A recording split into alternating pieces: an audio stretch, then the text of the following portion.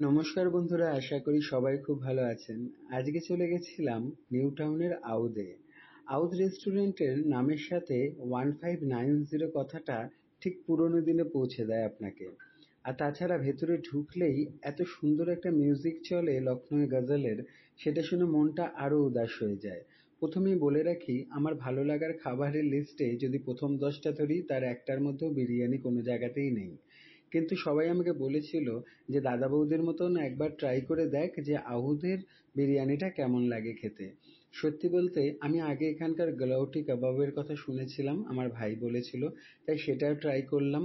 সত্যি একদম পুরো মাখনের মতো, মুখে গেলেই মিলিয়ে যায়।